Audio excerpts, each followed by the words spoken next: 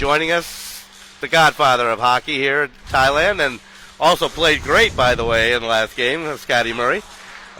We were commenting on that last goal with the backhand to C. That really was a great goal, but great game. Yeah, we were lucky, but it was a real morale booster for us because we hadn't scored 6 goals on Leo all season. Right. So to score 6 on him in one game and to come from behind, because we were losing 5-4, so to come behind and win was great for us because we've had some difficulty finishing off games this year. So a real big morale booster for us. Well, also you were missing the league's leading scorer, Corey Day. So, I mean, you were really handicapped going into this a little bit. We were, but we had a really good replacement in Eric Eustache. He runs a men's program in Shenzhen in China, but they've been hit hard by the coronavirus. So he's spending some time. He's camped out here. Yeah, he's camped out here with his girlfriend for a while, but he played some college hockey in the States. He grew up in Canada, so he's a really solid player, and it was just a pleasure to play with him. He's a very, very smooth skater. So he's actually playing again in the second game for Peak. Oh, okay. So we'll get another look at him. Actually, Robin Lehman, who played for Novotel in the first game, is also double shifting tonight. He's playing for Hertz. Well, let's talk about the second game. I hope I have the right graphic. Look at these new graphics. We're going to be like NBC here. Yeah, that's pretty. Now Harrison, I know, is out, but tell us tonight's game of Hertz and Peak. How would you set this up? Well, both teams are missing 3 key players each, and they're both picking up a key sub, that being Eric for Peak and Robin for Hertz. So they've got 11 skaters each.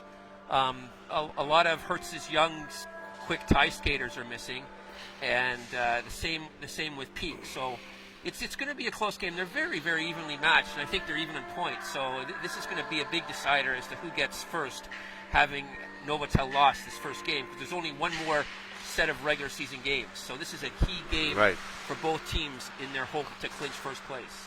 So both are now. Hertz is the leader, and why are they the leading team? Well, it's a complicated playoff format, and I don't think we've actually got the time to go through it all. But when you've gone through all the scenarios, Hertz ends up with the best record against the 2 other teams that are even with them in points. All right. So that's basically the decider. So Hertz is in yellow with the white trim coming from your left to right. Peak is in the black with the white trim, and they're going from your right to left. And in a sense, 2 first-place teams, but Hertz with the technicality here it makes a difference to who gets to do with playoffs. You're watching on Chris Cam, who is on our main camera, and on our secondary camera, that's going to be done by Zach tonight, who did a great job in the first game as well. Oh, and you were talking about the playoffs. We can bring that up early. So next week we've got a couple games, and then we go right into the playoffs. Yeah, the playoffs start a week today, right, and they're over pretty quickly. The semifinals are a best of 3. So if you lose those first 2 games, you're out. Your season's done. So it's really important to bring your game face, in early March. And the season finale is scheduled for Saturday, March 14th, which is actually quite early. But the rink is booked for the last 2 weeks of March to different tournaments. Right. So that's why we have to do it so early. But here's Spool. Winding down. 2 on 1 on 2. Broken up.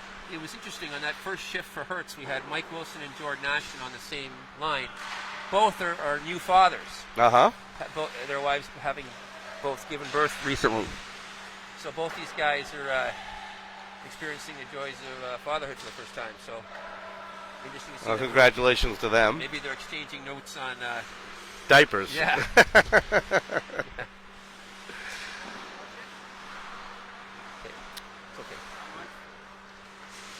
So here comes Peak working it out. Bob. Bring it off. Shot. And holds on. So who do we have in net tonight? Well, you got the regular keepers. You got Hertz you got Lance for Hertz. Right. Who led Hertz to the championship a couple years ago. That's Lance Parker. And you've got Gabor over in the we'll be hearing from him later. We have him mic'd in without an actual mic. He's actually, there's no doubt that he's the most charismatic character in the league. Yeah. Maybe of all of Southeast Asia. Especially when he puts those diapers on. But yeah, he's funny. He's got a really good sense of humor. It's interesting, though, a lot of these guys played in a ball hockey tournament yesterday called the Mekong Cup. Okay. It's the 26th annual, and the final saw 2 Bangkok teams. And Devin Michael, who played for Aware's team, the Tie Sticks, won it. And they beat Jeff McIntyre's Rolling Stones.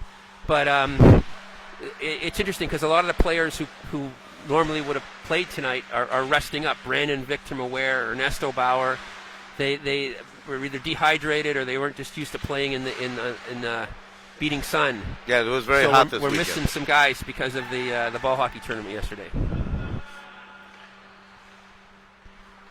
So Peak getting it going, taking it out in their own zone, breaking it out to the far side. Skates it up. Looking to dump it in, broken up. Peak holds on.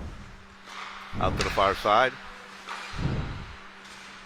Well, that number 86, Patrick Forstner, he's probably the most recognized face in the SHL, as he's a model. That's what he does, and you see him in AIS commercials and whiskey commercials, and it's not. I mean, you could go on a trip to Phuket or Samui and see his face splattered on a billboard somewhere. So he's done quite well in the. So he's sort of our Ronaldo of. Yeah. Good point. Of the SHL. Yes. He's actually part Austrian and part Thai. Right. Well, that's a good mix. Spool with the near side, looking for somebody. Sproul is another one who played in that ball hockey tournament, but he's here playing. It's funny. The younger guys seem to have survived. The older guys seem to have survived. The younger guys had too much sun. Oh. Don't know about that. And we do have a penalty coming up. Oh, that was a tough one. As it's like Michael White. Michael White is going to get the. I believe an interference. Tripping. Veteran hockey player here. He's been playing with the Flying Phalanx for, close to 2 decades now. Wow. But time hasn't slowed him down. He seems to have kept his speed despite, getting up into his 40s now. He's still very quick. So 11 minutes, 40 seconds left in the first period. We're just getting underway if you're joining us. And we can see you are joining us. And why not write on Facebook? Let us know where you are. We'd love to hear from you. Tell us where you are. And if you got dirt on Scott Murray, we'd really like to hear that. But let us know on the phone what you thought of the first game if you watched it. And let us know where you're watching from. Beautiful move by Forstner there at center ice. Great pullback move. Now, a real success story this year is number 10, Jesse Starosta. He's one of the leading point getters, and he was a late draft pick, but he's just been on a tear all season. Yeah, he's not quick. He reminds me a lot of Phil Esposito back in the day. Yes, I mean here are the and Jesse's now fourth. Jesse's in fourth. I mean these guys actually have 2 guys in the top 4. Harrison won't get any more points, but Jesse's got 19. Mm-hmm. And the funny thing is, in number 2 there is Mancorn, who's actually a sub. Right, but he's played 21 games. I know he's played more games than anybody else because he's. I just put that in parentheses. No, he's played more games than anyone else. But all power to him for stepping up and playing when there weren't any guys available.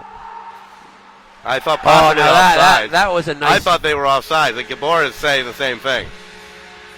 Gabor's gonna. And Jeremy's gonna hear nothing of it. He did not want to hear that.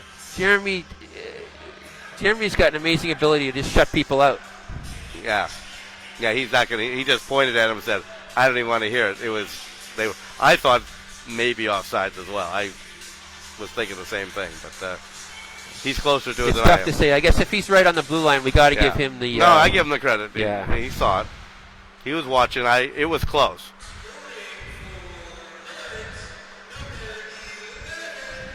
I mean, Gabor wasn't totally out to lunch on that. I mean, I thought that was very close. Well, Gabor's been fairly well behaved. I mean, in the past, he probably would have skated to center ice, thrown his equipment up and down, and screamed a few times. So, but now we know he's on TV. Now, he's It'll be played forever and ever. His family's watching back in Budapest. Yeah. He's actually born in. I think he was actually born in Baku, in Azerbaijan. Okay. So he's probably got a few fans there as well. Yeah, once you meet him, you don't forget him. No, it's still ringing in your ear hours later. Yeah, it's sort of like ringing in your ears. Yeah. And Peak's an interesting squad because they have the retired FBI agent here, John Shaknovsky, who's Right. president of our league, and they've got the current FBI agent, Ed McConnell. So they've got two, law enforcement guys on their squad. Yeah. So I'm assuming that their teammates don't take too many liberties for Yeah. fear No. of falling foul of the law. Yeah. No. The entire law is followed, Yeah, and we got some pictures. Hey. Hello. Zach. That's Zach Cam. Nice to see you. We're predicting that when the NHL opens a franchise in New Orleans in 2052, that Zach will be the general manager of the squad. Okay. The New Orleans Pelicans, or whatever they'll be called. The Wind. The Wind, yeah. The Wind. The Hurricanes is taken. The kind of, so. Hurricanes is taken. But what did they call it? When the New Orleans... What was that? It wasn't the Senate. What did they call it when it was the... When they had a AHL team, or? Well, there's never a New Orleans. There's never a New Orleans NHL team, was there? No. But they had that natural disaster there. The Hurricane Katrinas. Katrina. Yeah, Sorry, the Katrinas. right. Right there it is. Nice shot. Nobody in front. Broken up. Ooh, Tried to be that was a dangerous. really nice play by Christian Olofsson there. No now there's penalty. a really good stay-at-home defenseman. Christian doesn't get a lot of credit because he's not flashy, but he's so solid. He's so solid back there. Reminds me of a throwback to Bobby Bond in Larry Hillman, the Toronto Maple Leafs in the early to mid-'60s. He's just one of those stay-at-home defensemen who's always in the right place at the right time. Well, speaking of the Toronto Maple Leafs, Chris runs the Leaf Talk. What's his podcast address? It's right here on the website. Oh, wow. Yeah, we give him a little plug so you can see. No, that's great. We should go. We're hoping he brings some of us on one time for a roundtable. Yeah. Well, they're all now they have weeks to talk about because of the Zamboni driver. You heard about this today, I know. So Chris is pouting. Well, I don't know if you heard about it, but Gabor's threatening to learn to drive the Zamboni now. hoping it'll fast track him to the NHL. Right. Okay. Thanks, Seb. I mean, I'll let you know about. Well, of course, currently. I think it was everybody just was touched by that story. Right. A feel-good story. I mean, he's the backup keeper in the Gardens, and he goes against the home team and wins the game, and he got paid $500. Right. All those guys are getting millions and millions of bucks, and the Leafs haven't been able to find a real goaltender. Well, they've had a hard time finding a proper backup keeper. So I mean, they had that a couple years ago with the Blackhawks, where they had that guy come in from the stands. But the guy doesn't usually come in and win the game in his own home building. Right, against the other team. Yeah. With the other team, right. Yeah. In that case, he was a Blackhawk fan. Yeah, he came in with the Blackhawks. And he didn't see a lot of action, a couple shots. But it's nice to know that stuff like that can still happen. Right. Because you tend to think of these guys in a certain strata that you can't just walk on and do it. Yeah. It's so hard to even get a tryout. And that's just a story that he can tell his grandkids and sure. God knows what. I mean, it's kind of all of us would want that opportunity. Just to even be on the bench, to hear the crowd roar. But, I don't even know anything about the guy, but, it's not like he's never played hockey before. I mean, this is he's a good goaltender who No. He did play junior B goal. It's true. Yeah. It's true, but I don't know how much. I mean, I don't know how much rec hockey he was playing before he got in. So, whatever level he was playing, it was a huge jump. Oh, yeah. Sure. Yeah. Like the Blackhawk guy, he was, if I recall. Oh, they almost had one there. Oh, again.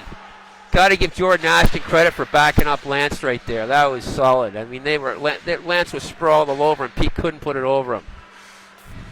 So it's still a 1-0 game here for Hertz with 4 minutes to go. Did I fix that? Sorry. I got to put that on. In the first period. And it's 34 seconds left in the penalty. It's been a pretty, I'd say it's been a pretty even game, even though Peak has outshot him 2-1. But the play seems to have been, that's a nice play there by Robin Lehman stopping Patrick Forstner. Now here's Jesse with a chance. Right.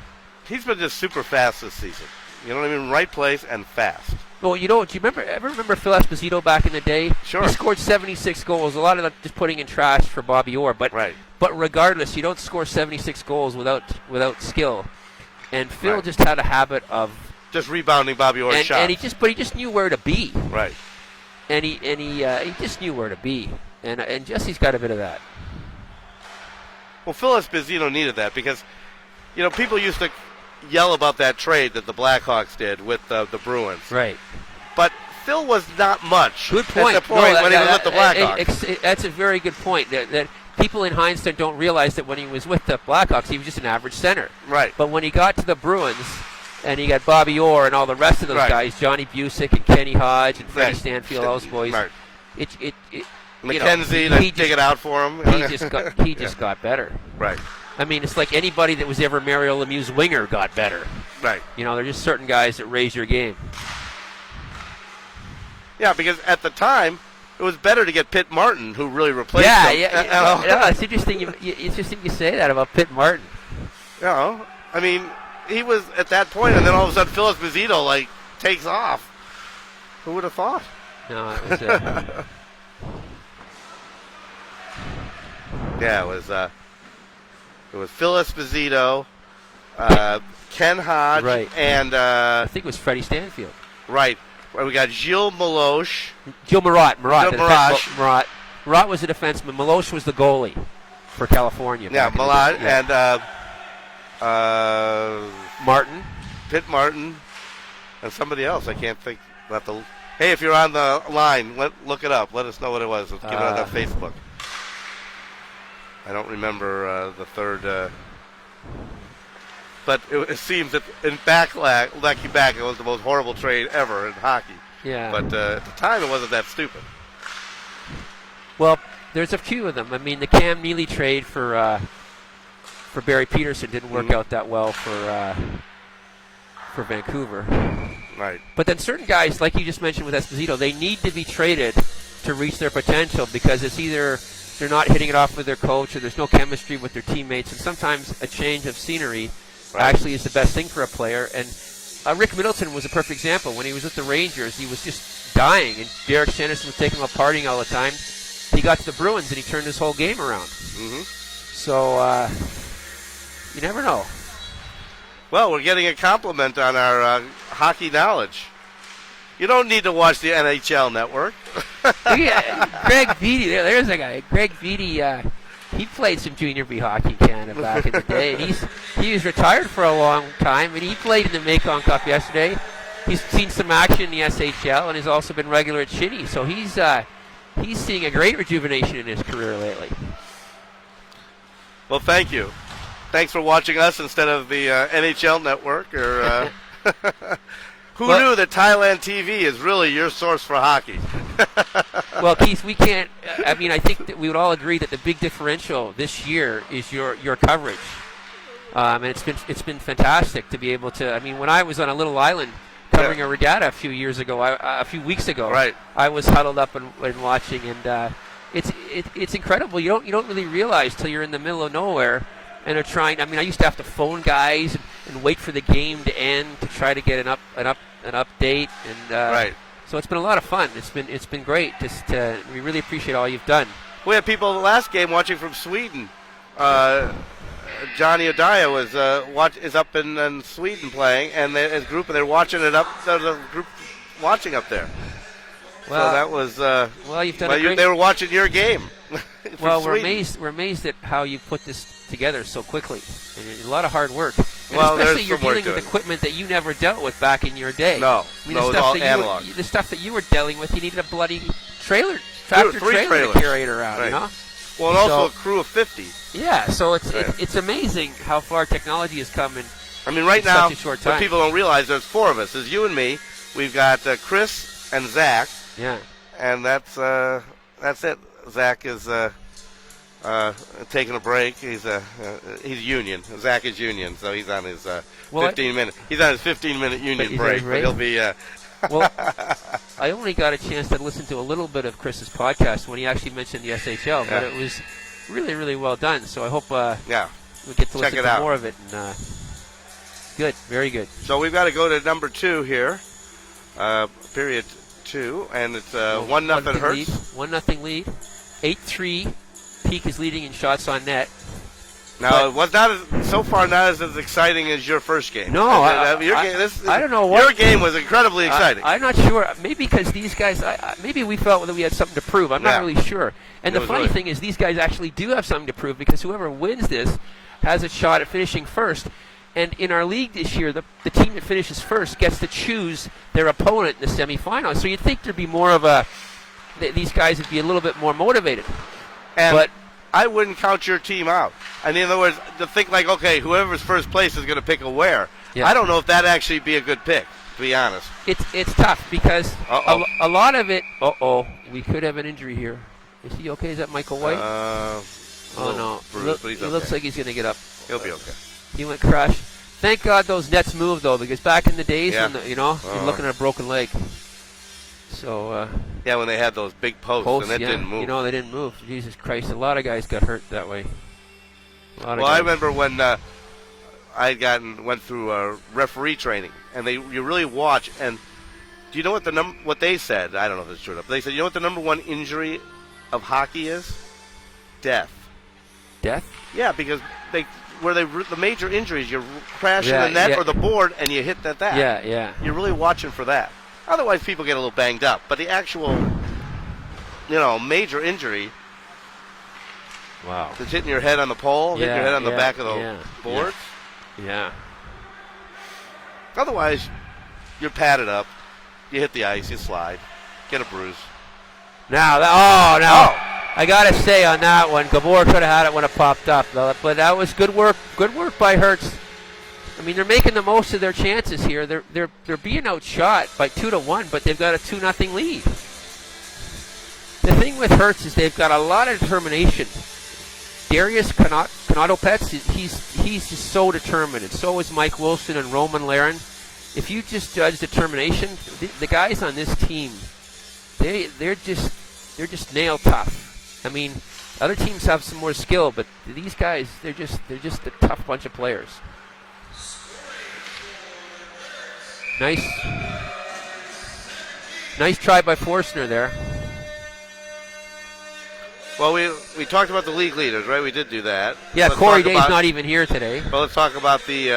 Well, it looks like, coming into tonight, Novatel's already lost. Before the game. So Novatel's already lost. Hertz is in fourth no matter what. But you see, whoever wins tonight between Hearst or Peak, they're going to jump into first place. And as it's looking right now, but it's still early. Yeah. But if the game ended now... It would be Hertz, but I am surprised that. Did we talk about that? Yeah, we talked about the. Scores, Corey Day. I mean, it's interesting. I mean, Corey's missed a bunch of games, and Harrison now too. So. And Mancorn just plays twice. He played 2 seasons. Yeah, but I do love the kid because he never says no. You ask him if he's going to play 2 games. Like some guys, I can't play or whatever. And he's still going 120 miles an hour. Yeah, he's good kid. Yeah. But, I mean, it was funny. I don't think he'll do it, but it's close. I mean, if a sub won the leading scorer award, right? Because in the league rules, you can't actually win it. Right. And that would be heartbreaking for me to tell him that. But it is what it is. So. Well, that's the rule. No, but I think he'd have a hard time just not getting it. You know what I mean? Right. It'd just be like, what do you mean? I won it. Well. He's tied. Yeah. He'll deal with it.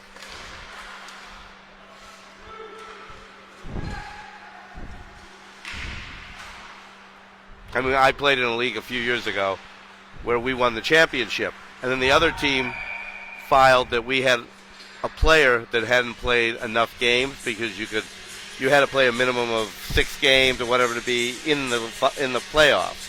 Otherwise, you're considered a sub. Right. So they filed it. They were right. We lose the championship. But we said, all right, well, we won the championship. I mean, okay. It's a men's league. Okay, all right, we lost. I mean, it's not the Stanley Cup. It's like, okay, we lost. So, Hertz is, we forgot to mention when they were in the second period, and so Hertz has changed side. Hertz is in the yellow with the white trim going from right to left. Peak in the black going left to right. And we're going to work the way out. Now Peak down by 2 goals here in the second period. They're going to have to push it a little, which they have not been really doing. Oh, we're busy talking about trades that happened 40 years ago. Oh, there we go. Breakaway. Here they goes. Here comes Ashton. Into the corner, looking for somebody. And nobody knows where the puck is. Down in the near corner. Shot in front. Looking for somebody in front. Loose puck and a whistle. So Ashton, did he play Junior A, Junior B in Canada? I think he played Junior B. He played a high-level hockey. His hockey acumen is quite strong. He's got a good hockey vocabulary. He's got good hockey sense. And he's just very calm and confident on the ice. Good athletes are always just calm and collected. They don't rush things. And Jordan's very much that way. He's got a certain composure. Mike Wilson's the same. Michael White. All the good athletes, they just have this sort of... Brad Wilson, I think, does that. Certain kind of inner confidence, and they just get the job done, and they don't panic in key situations. Well, they also take care of business. You know, they cover the people. They're not like on other people's cases, like you didn't do it. Yeah. It's like they take the responsibility that if you couldn't do it, they should have been there to cover you. It's kind of their attitude always. Well, Brad's interesting because he's by no means an offensive behemoth, but he's a great defensive defenseman. Right. Nothing gets by him. He's very, very solid. He's always a strong positioning. He's always got the man. He's always got the breakout time well. Well, going into that last minute of your last game, he was firing. I mean, I haven't seen him take so many slap shots. He doesn't usually take a slap shot, and he was... that was crazy last minute. That was a really exciting game. It was back and forth. The lead changed hand many times. Right. It's almost like a playoff game. It was exciting. That was the best game I think we've seen all season. This game, I think it's on the schedule. So this guy, Eric, who's playing for Peak, I don't know what number he's got, but he played at the Whitworth Institute of Technology in Boston. Okay. Played Whitworth, it's called. I hadn't heard of it, but it's ECAC. Okay. Played a couple years there. And as they say, he's got a hockey program in Shenzhen, which unfortunately is shut down now. But he won the most valuable player for his team in the Mekong Cup yesterday. There's Christian Olofsson again. Again, I think we should really consider a best defensive defenseman award, because as Brad would surely be up for it, and I think Christian would get a nod too. Very, very, very tough to get around him. Very strongly, very strong positional sense, and he's tough too. I mean, when you see Christian, he's a really nice, friendly guy. Yeah. But you don't want to piss him off on the ice. I mean, he's pretty tough character out there. Hertz holding it in. He's got 2 brothers, and they're competitive athletes too. And we got all 3 of them to play together early in the year, and it's something that doesn't happen very often.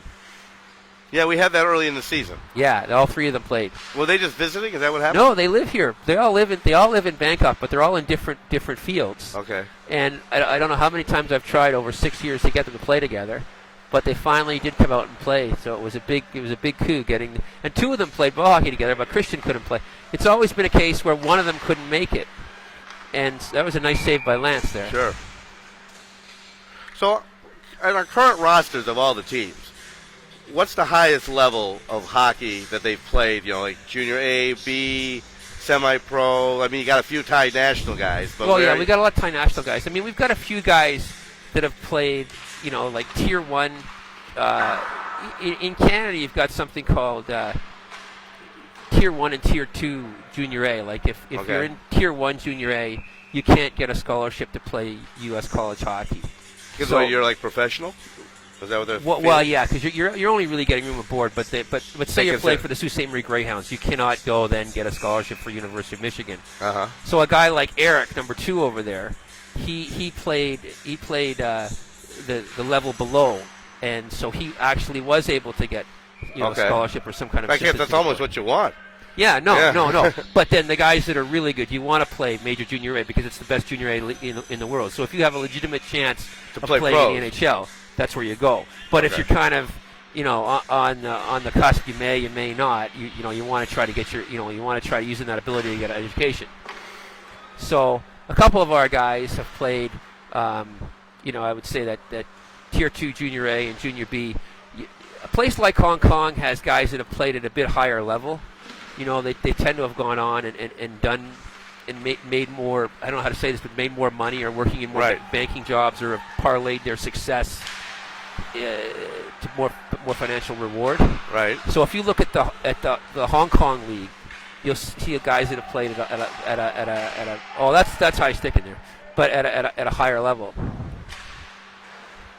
But we do have guys that have played fairly high level junior hockey and American and Canadian college. Now we've had Johnny, who was of course a former NHL player. Have we had others? Yeah, we had Neil Broughton come and play in a tournament here, and at that time he was the leading American point getter in the NHL. Well, he'd retired by then, but he still was. We had Troy Crowder, who was famous for his fisticuffs. Okay. Vesa Toskala came once, but he played forward. 2-on-1. There's Mike Wilson and Jordan Ashton. Let's see if these two combine. Oh, nice play by Christian. Backhand. Like we were saying, defensive defenseman. Great sprawling play by Christian there. Gabor should be buying him dinner. Again. Gabor should be buying him dinner.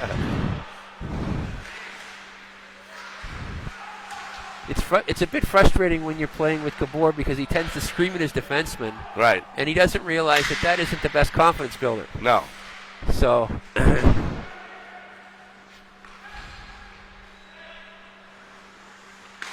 Now, here's an interesting story. Number 4, Jaron Folden for Hertz, has started a hockey program at his school, Concordia.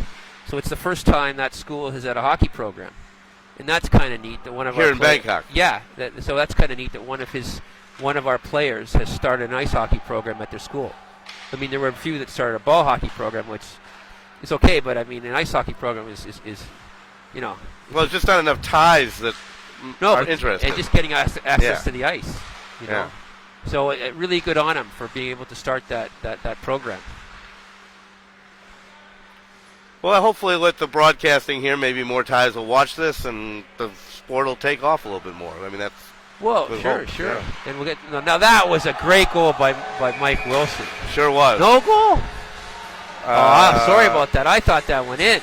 But they're waving it off. Gabor's saying no goal. I don't know about that. I hate to say it, but I thought that went in.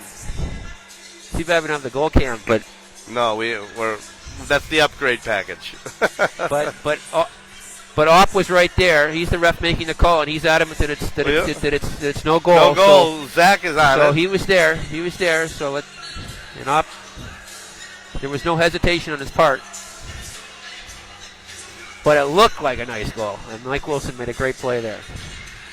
Peak's got to do something here. They got to find a surge, or they got to get a break here to get back in this game. Well, maybe this is it. Got to wake up. Here's Jesse Sorosa. Oh, what a pass by Jesse! Oh, that's nice too bad because Eddie just couldn't corral it. He did get a shot away, but Jesse put it right in his stick. Another example there of how Jesse's just been a dominant force this year. Right. I projected he's going to go really high in next year's draft. That's for sure. I mean, you want him on the team. He's a sleeper this year. Well, Forster almost put one in there. Well, I think people must have looked at him just as a ball hockey guy, and not really. Yeah, well, because he does it, as they say, he's a bit lumbering out there, Yeah. But he's smart. He's in the right place at the right time. And there's outside.